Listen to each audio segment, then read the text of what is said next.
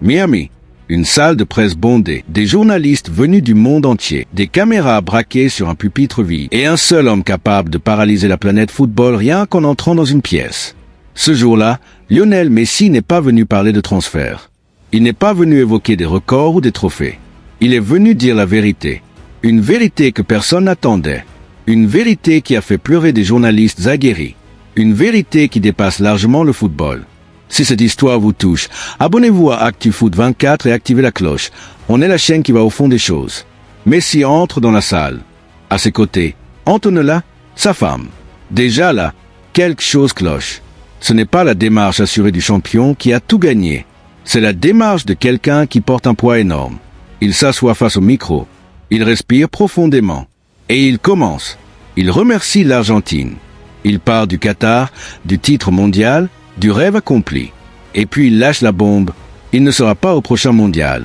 Pas au mondial organisé aux États-Unis, au Mexique et au Canada. Ce qui aurait pu être sa dernière Coupe du Monde. Il ne sera pas là. La salle est paralysée. Le silence est total. Même les journalistes qui spéculaient sur cette possibilité depuis des semaines ne pouvaient pas y croire en l'entendant de sa bouche. Mais attendez, parce que ce n'est que le début. Au départ, Messi donne les raisons attendues. Le corps, les blessures, la récupération de plus en plus lente, la pression de défendre un titre mondial, la famille, des raisons valables, logiques. Pour n'importe quel joueur en fin de carrière, ça suffirait. Mais dans la salle, les journalistes qui le connaissent depuis des années sentent quelque chose.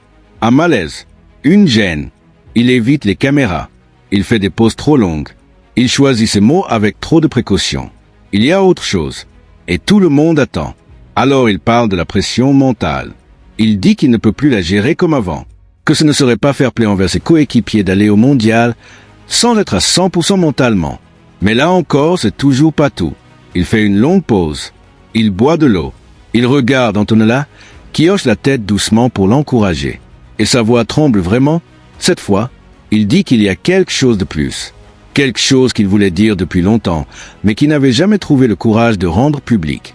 Il parle de jours où se lever du lit est un effort titanesque. Il parle d'anxiété avant les entraînements. Lui, Messi, angoissé à l'idée de s'entraîner.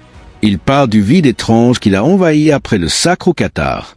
Ce moment dont il rêvait depuis l'enfance, suivi non pas d'une joie durable, mais d'un néant inexplicable. Il parle de nuits sans sommeil, de pensées qui tournent en boucle, de culpabilité. La culpabilité d'avoir tout et de ne pas réussir à être heureux. Et puis il nomme les choses. Il dit, la vérité, c'est que je lutte contre la dépression.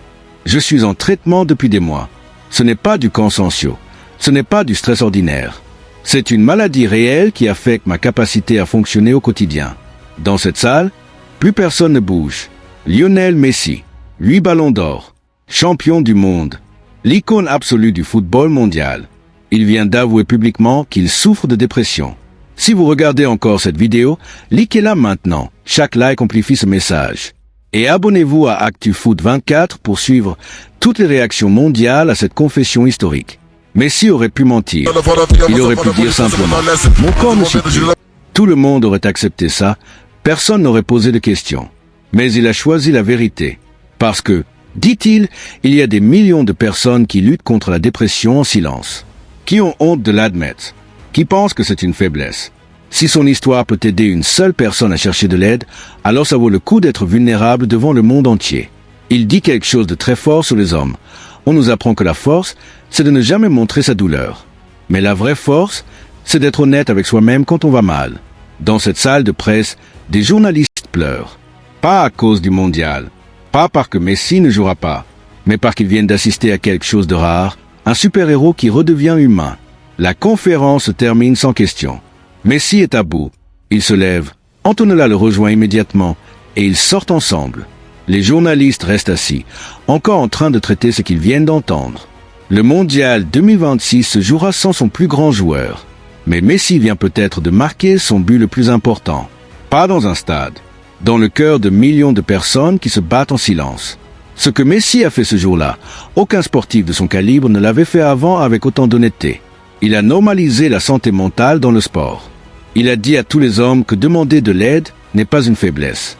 Et il a prouvé que parfois, la décision la plus courageuse, c'est de s'arrêter. Si cette vidéo vous a touché, likez-la, Partagez-la, parce que quelqu'un dans votre entourage en a peut-être besoin aujourd'hui. Et abonnez-vous à ActuFoot 24 pour ne rien manquer de l'impact mondial de cette confession qui va changer pour toujours la façon dont on parle de santé mentale dans le sport. À très vite sur ActuFoot 24. Prenez soin de vous. Sonnet 4.6